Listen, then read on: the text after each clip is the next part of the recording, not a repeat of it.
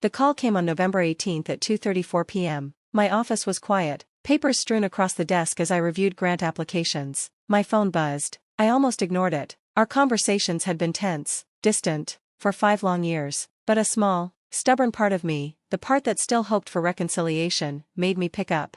"Hi, Mom." Katherine. Her tone was sharp, clipped. "I'm calling about Christmas. What time should I arrive?" I hesitated. Silence stretched before she spoke again. "Actually, your father and I have discussed it. We think it's best if you don't come this year." I put down my pen. "What? Don't come? It's better for everyone." "Better how?" "Katherine, your brother is bringing his fiancée. Your sister is bringing her husband and the twins. This is a family celebration. We want it to be nice, successful, not complicated by your situation." "My situation? What situation is that, Mom?" "You know what I mean. You're 42, unmarried, no children, still at that nonprofit. Your brother just made VP. Sarah's husband is a surgeon. Their kids are in private school. And you? And I'm what?" "You're an embarrassment, Katherine." "There, I said it. You made choices that led nowhere. You have nothing to show for your life. And I don't want to spend Christmas explaining to Sarah's in-laws why my middle child is a failure." The words landed like punches. "I see," I said quietly. "This isn't personal, just realistic. You left a solid career in finance for charity work. You turned down marriage proposals. You chose this life, but that doesn't mean we have to celebrate it." "Hey," I said. "What?" "Okay, I won't come to Christmas." "Good, glad you understand." "I understand perfectly, Mom." I hung up and stared at the wall for 10 minutes, then returned to reviewing grant applications. 847 children depended on the Children's Hope Foundation for treatment that could save their lives. My mother's opinions couldn't change that. I hadn't always worked in nonprofit. 20 years ago, I graduated Wharton, top 10% of my class, offers from Goldman Sachs, Morgan Stanley, McKinsey. I chose Goldman, 80-hour weeks, deals worth billions, bonuses that bought luxury apartments and designer wardrobes. My parents were thrilled. Finally, Mom said at graduation, a child making something of herself. My brother James, marketing director at Procter & Gamble, stable and wealthy. My sister Sarah, on track to become a pediatrician. And I? The investment banker, the one with the impressive title, the big salary. For 3 years, I lived that life. Manhattan apartment, expense account, client dinners at $85 a plate, Armani suits, Prada bag, pitch books until 2 a.m. I was miserable, not because the work was hard, but because it meant nothing. I spent my days helping billionaires get richer, moving money from one column to another. Every night, I returned to my empty apartment and asked myself, what's the point? The breaking point came on a Tuesday in October. Walking to the subway after 16 hours at the office, briefcase in hand, I passed a man sleeping on a cardboard box, mid-50s, worn clothes, a sign, veteran, hungry, anything helps. I'd passed him every day for 6 months, too busy, too tired, too focused. That Tuesday, I stopped. "Excuse me," I asked, "have you eaten today?" He looked up, surprised. "No, ma'am." I bought him pizza, 2 slices, a soda, $8. He cried. "God bless you," he said. "You're an angel." I wasn't an angel. I was a banker who had just structured a deal raising drug prices by 23%, but to him, those $8 meant the world. I went home that night and couldn't stop thinking about it. The math didn't add up. I'd moved $400 million that day, earned $3 million in fees, my bonus, $120,000, and yet, no one had ever cried with gratitude over my PowerPoint slides. 6 months later, I left Goldman Sachs. I joined Children's Hope Foundation, salary, $52,000. My parents were horrified. "You're throwing away your career," Dad said. "You went to Wharton for charity work?" Mom asked. "Do you know how embarrassing that is?" "I'm helping children," I said. "You're wasting your potential. James is making real money. Sarah will be a doctor. And you, non-profit worker on poverty wages." "I'm making enough." "Enough for what? You can't even afford a house." "I don't need a house. Everyone needs stability, Katherine." "You're throwing that away to feel good?" "Yes," I said, "exactly that." She never understood. 17 years later, the foundation I started in 3 cities now spans 47 states. From 4 employees and an $800,000 budget to 143 staff and $68 million. Last year alone, we funded life-saving treatment for 8,247 children. 3 years ago, I became executive director, salary, $140,000, not Goldman money, but enough. 2 years ago, We launched a partnership with 6 hospitals that cut complications and costs by a third. 1 year ago, that program was peer-reviewed in the New England Journal of Medicine. 6 months ago, a $12.4 million donation arrived, the largest in our history, enabling us to expand nationwide, potentially saving 2,100 lives over 5 years. And my mother thought I was an embarrassment. I never told anyone about Christmas. They assumed I was with family. I didn't correct them. Instead, I spent the day at a children's hospital, playing board games, reading to a girl recovering from a bone marrow transplant, holding a newborn whose mother was too exhausted. At 8 p.m., I returned to my modest Center City apartment, cooked pasta, watched a movie, bed at 10, one of the best Christmases I'd had in years. My mother's words echoed, "You're an embarrassment." But when I looked at the photo on my desk, 8-year-old Marcus, smiling after a heart transplant we funded, I knew the truth. I had built a life that mattered. I wasn't an embarrassment. I was exactly where I was supposed to be. The invitation arrived in early December. Children's Hope Foundation had been selected for the Humanitarian Impact Award at the annual Children's Hospital Network Gala. The award honored organizations making real, measurable change in pediatric healthcare. The gala was January 24th at the Bellevue Hotel in Philadelphia. Black tie, 600 guests, dinner, speeches, awards. "You're accepting the award," Margaret, our board chair, said during our weekly call. "This is yours, Katherine. You built this organization. It's a team effort." "Katherine, stop being modest. You turned an $800,000 operation into a $68 million national foundation. You secured the largest donation in our history. You've saved thousands of lives personally. Accept the damn award." Margaret was 83, a retired hospital COO. She didn't tolerate false modesty. "Okay," I said, "I'll accept it." "Good, wear something nice, bring a guest if you want." I didn't have a guest. I'd been single for 4 years. My last relationship ended when he told me I cared more about other people's children than building a life with him. He wasn't wrong. "I'll come alone," I said. "Your family will be there?" Margaret asked. "No. Why not?" "They're not interested in this part of my life." Margaret was quiet. "Their loss," she said finally, "our gain." January 24th arrived cold and clear. I spent the morning at the office, finishing reports. At 3 p.m., I went home to get ready. The dress was simple, navy blue, elegant but not flashy, pearl earrings, a silver necklace my grandmother had given me 15 years ago. I looked at myself in the mirror, 42, unmarried, no children, still at that nonprofit thing. But tonight, I would be honored for the work I'd spent 17 years building. That had to count for something. The Bellevue's grand ballroom was breathtaking, crystal chandeliers, round tables with ivory linens. I found our table, table 5, front section, reserved for award recipients and board members. Margaret stood as I arrived. "Katherine, you look beautiful." "Thank you," nervous a little. "Don't be, you deserve this." By 6:45, the room dimmed. 600 people, hospital administrators, foundation directors, philanthropists. I scanned the crowd, and froze. Table 19, back section, burgundy dress, that familiar tilt of her head. My mother. She was with a woman I didn't recognize, laughing. My heart pounded. How had she even gotten an invitation? Margaret leaned over. "You okay?" "My mother is here," I whispered. "What? Where?" "Table 19. She looked. "The woman in burgundy?" "Yes, I didn't invite her." The MC took the stage. "Good evening, everyone. Welcome to the 23rd Annual Children's Hospital Network Gala." I couldn't focus. My mother was here, at my event, the one she had called an embarrassment. Dinner came and went. Salmon, asparagus, roasted potatoes. I ate mechanically. Margaret kept glancing at me. "Katherine, are you okay for your speech?" "I'm fine." "You're not fine, you're pale." "I'm fine," I repeated. Finally, 8 p.m., the awards ceremony began. Our first award tonight is for innovation in pediatric care. Applause. Medical research excellence. Applause. My hands shook. "And now," the MC said, "our most significant honor, the Humanitarian Impact Award. This award recognizes extraordinary contributions to children facing medical challenges." He paused. This year's recipient left a lucrative investment banking career 17 years ago to join a small nonprofit with a budget under $1 million and 4 staff members. Under her leadership, it has grown into a national foundation operating in 47 states with a $68 million budget, providing life-saving care to thousands of children. I saw her now, Mom, paying attention, curious, confused.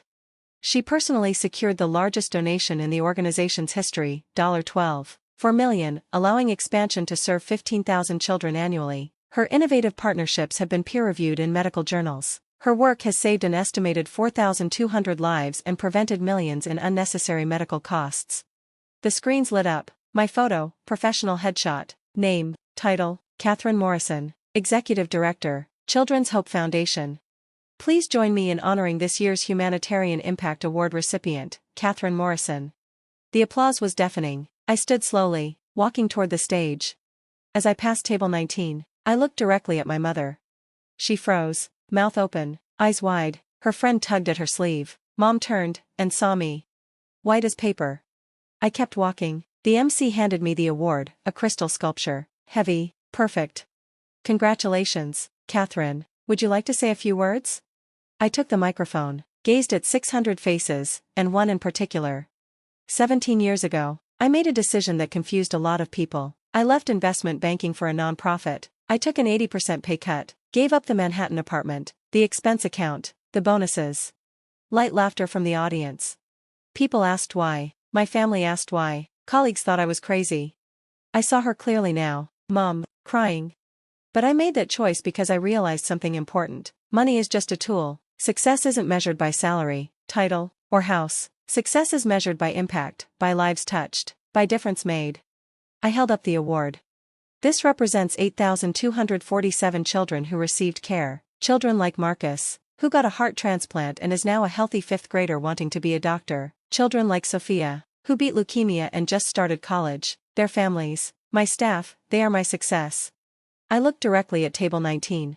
I don't have a big house, I don't have a corporate title, I have this. I held up the award, and this is enough. I'm not married, I don't have children of my own. By some standards, I might look unsuccessful, but I know the truth. I've spent 17 years building something that saves lives, gives hope to families in their darkest moments, and makes the world measurably better. Tears streamed down Mom's face.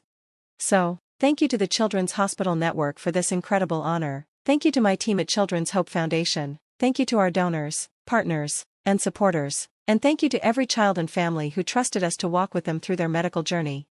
The room erupted in a standing ovation. I walked off stage and back to my table. Margaret hugged me. That was perfect. Thank you. Your mother is a mess. I know. Are you going to talk to her? Not here. The ceremony continued, more awards, more speeches. By 9:30, the formal program ended, and networking began. I was immediately surrounded, hospital administrators wanting to partner, donors eager to support our work, journalists requesting interviews. At 10:15, I saw her approaching, Mom, slowly, almost dreamlike, her friend trailing behind, hesitant. The crowd sensed something private and gave us space. Mom stopped 3 feet away. Katherine. Mom. I didn't know. I didn't know what all this, the foundation, the work. She gestured at the screen still glowing with my photo. All of this? You never asked, I said softly. You said you worked at a nonprofit, a small charity. It was small when I started. I built it into what it is now. $12 million. $12.4 million, the Hartwell donation. $68 million annual operating budget, partnerships with 47 hospitals. Stop. She was crying harder now. Please stop. Her friend stepped forward. I'm Susan Porter, board member at Children's Hospital. I invited your mother tonight. I had no idea you were related. I just thought she'd enjoy the gala. Thank you, I said. Susan nodded and walked away, leaving us alone. Finally, Mom spoke. I called you an embarrassment. I uninvited you from Christmas. I told you that you were a failure, that you had nothing to show for your life. I remember.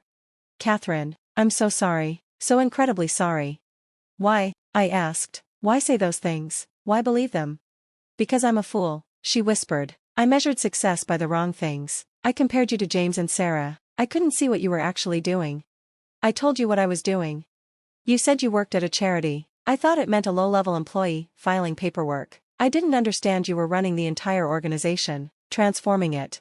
Would it have mattered? If I told you I was the executive director, about the budget, the staff, the children we were saving, would you have respected me? Or still thought I should have stayed in banking? She was silent. That's what I thought, I said. 17 years of being dismissed, of family dinners celebrating James and Sarah while mine was overlooked. 17 years feeling like the disappointment, the embarrassment. Tonight proved otherwise. 600 people standing, Major hospitals wanting to partner, $12. 4 million donated because someone believed in our mission. Children alive because of programs I created. I took a breath. I know my worth, Mom. The question is, do you? She stared. Yes, I see it now. I'm so sorry it took this long. I'm sorry too, I said. I'm sorry you missed 17 years of my life because you were focused on what you thought success should look like, not what it actually looked like. Can you forgive me? Eventually, I said, but not tonight. Tonight, I celebrate with those who believed in me from the start, people who saw potential when you saw failure, people who understood that saving lives matters more than salaries and titles. Katherine. Go home, Mom. Think about why you said those things, why you believed them, why you couldn't see your daughter for who she really was. When can I see you again? When you're ready to actually know me, the real me, the person who chose meaning over money, impact over image, children's lives over corporate prestige.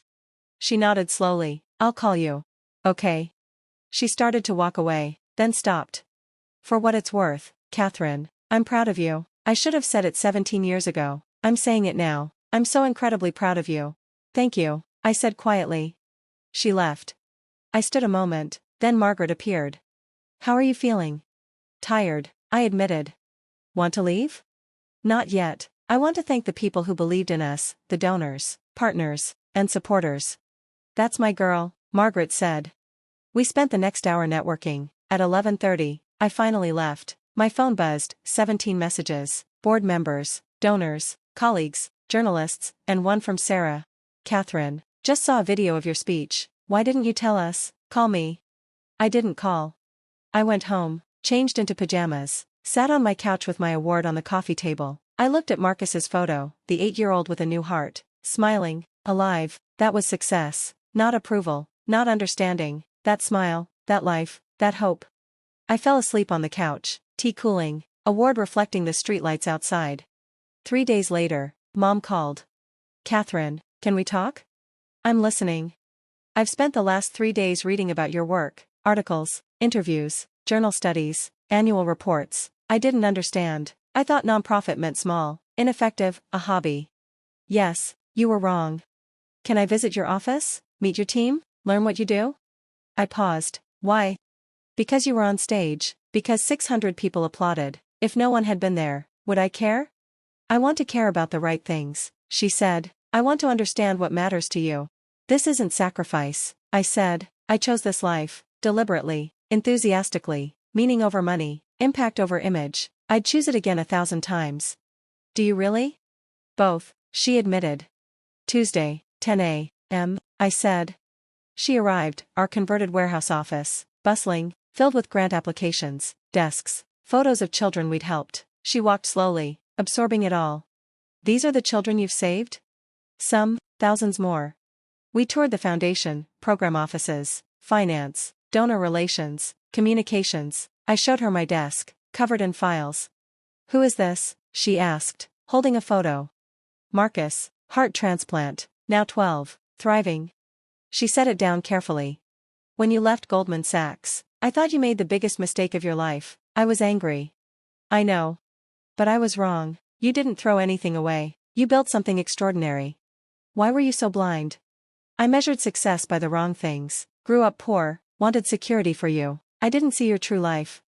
I am safe, I said, safe, secure, meaningful, that's everything I wanted. You're remarkable. I'm sorry it took me 42 years to see it. 42 minus 17 equals 25, I said. You saw me clearly for 25 years. We can work on the other 17. How? By asking about my work, my pride, my challenges, not comparing me to James or Sarah, just seeing me. I can do that, I will. Over the next 6 months, she did, Sunday calls, listening, showing up, bringing my father, telling James and Sarah. In June, the whole family came to our annual gala. I looked at them during my speech. Finally, my family seeing me. Not the embarrassment, not the failure. Just me. And by every measure that truly mattered, I was successful.